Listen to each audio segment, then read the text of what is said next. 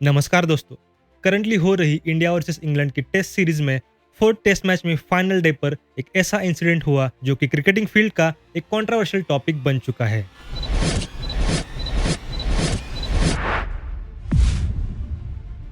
जब से ये कंट्रोवर्शियल इंसिडेंट हुआ है, तब से बहुत सारे क्रिकेटिंग पर्सनालिटीज अपना अपना ओपिनियन सोशल मीडिया पे दे रहे हैं। ये कंट्रोवर्शियल इंसिडेंट हुआ था between Indian batters Ravindra Jadeja and Washington सुंदर और इंग्लैंड के कैप्टन बेन स्टोक के साथ। डायरेक्टली इस कंट्रोवर्शियल टॉपिक में जाने से पहले देख लेते हैं उसके पीछे की कहानी क्या है। ये इंसिडेंट हुआ करंटली हो रही इंडिया वर्सेस इंग्लैंड के टेस्ट सीरीज के फोर्थ टेस्ट मैच में। इस फोर्थ टेस्ट मैच में इंडिया पहले बैटिंग करते हुए अपने फर्स्ट इनिंग में बनाता है 358 run, playing almost 1.5 days. India की इस फर्स्ट इनिंग के बाद इंग्लैंड अपने फर्स्ट इनिंग में बनाता है 669 रन, प्लेइंग ऑलमोस्ट 3 डेज।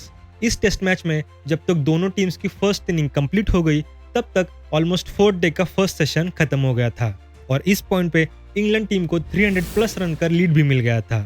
तो ओवरऑल अपने फर्स्ट इनिंग के बाद इंग्लैंड टीम के पास ये मैच जीतने का बहुत अच्छा मौका था और दूसरी तरफ इंडियन टीम के पास ये टेस्ट मैच बचाने के लिए एक ही ऑप्शन था और वो ये था कि ओवरऑल इस टेस्ट मैच के जो 5 सेशन बचे हैं वो खेलकर किसी भी तरीके से ये मैच ड्रॉ किया जाए। लेकिन जब इंडिया की सेकेंड इनिंग स्टार्ट हुई तो सब कुछ उल्टा ही हुआ।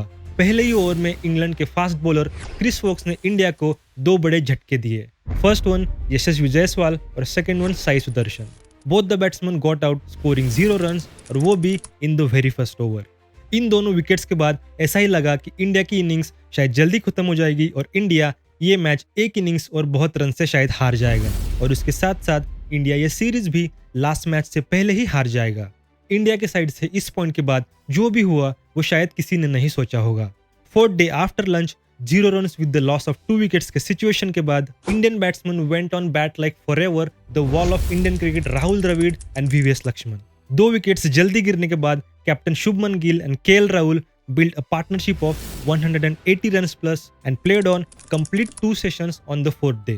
लास्ट डे पर शुभमन गिल और केएल राहुल के आउट होने के बाद फिर से एक पॉइंट पे ऐसा लगा कि इंडिया शायद ये मैच हार ना जाए, लेकिन बैटिंग करने आए रविंद्र जडेजा एंड वॉशिंगटन सुंदर दोनों ने मिलकर बनाई 200 प्लस रन की पार्टनरशिप और इंडिया के साइड से ये मैच ड्रॉ करवाने के लिए एक की रोल निभाया।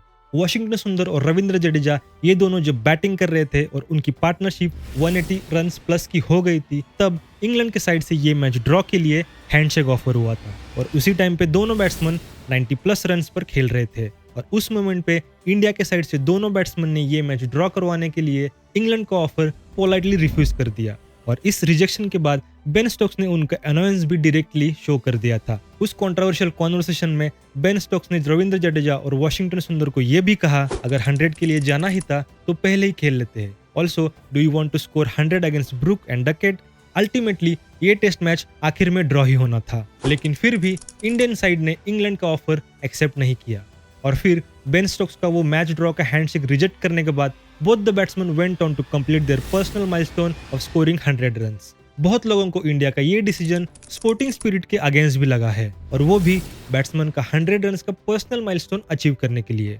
और जब इंडिया के दोनों बैट्समैन की सेंचुरीज कंप्लीट हुई, तब इंडिया ने इंग्लैंड के कैप्टन बेन स्टोक्स का ड्रॉइंग द मैच का प्रपोजल एक्सेप्ट किया और यही वो कंट्रोवर्शियल इंसिडेंट है जिसकी वजह से इंटरनेशनल क्रिकेट में एक कंट्रोवर्शियल डिबेट चल रहा है। लेकिन ऐसा कंट्रोवर्शियल इंसिडेंट टेस्ट क्रिकेट के हिस्ट्री में फर्स्ट टाइम नहीं हुआ है।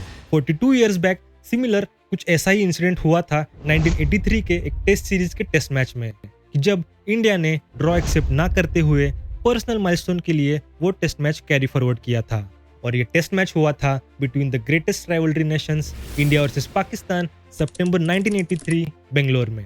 1983 के टेस्ट सीरीज का इंडिया वर्सेस पाकिस्तान का ये फर्स्ट टेस्ट मैच था। फर्स्ट टेस्ट मैच जो कि एक बैडली अफेक्टेड रेन मैच था विद कंप्लीटली हेवी आउटफील्ड।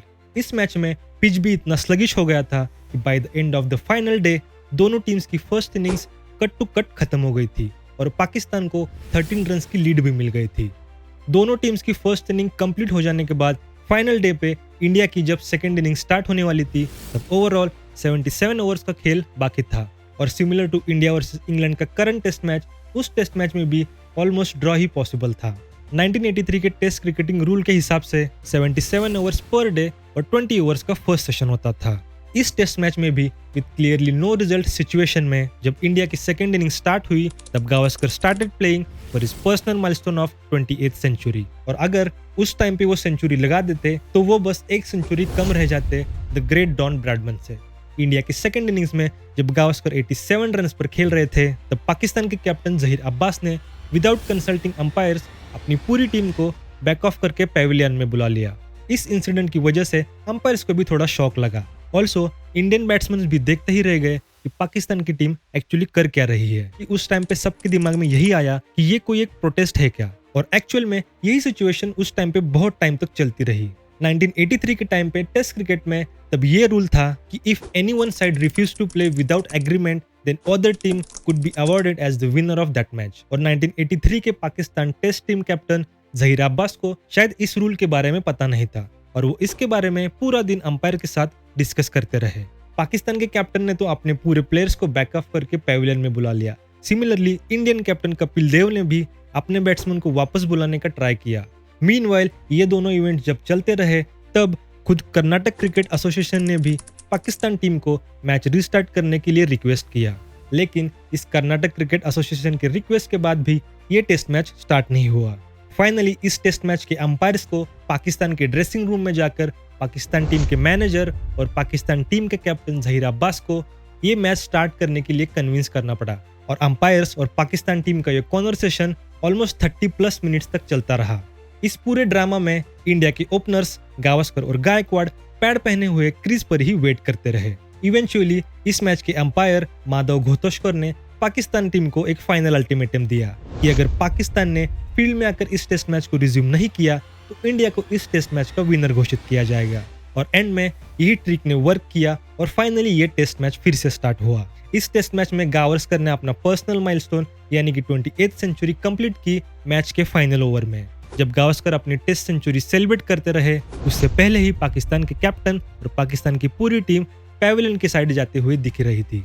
उस टाइम पे गावस्कर की इस 28th सेंचुरी को इंडियन क्राउड ने बहुत सपोर्ट किया था। Gavaskar's test century does not change the result of that match but became the most entertaining final day of that test series.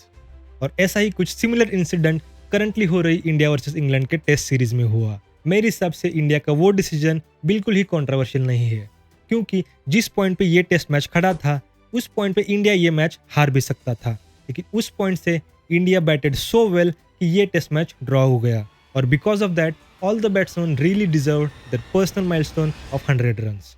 आपको क्या लगता है कमेंट्स में ज़रूर बताएं। और अगर आपको 1983 की ये टेस्ट सीरीज की कहानी नहीं पता थी तो please like, share and comment on this video. और अगर आप फर्स्ट टाइम हमारे चैनल पे विजिट कर रहे हो तो please subscribe to our channel for more of such content. Thank you.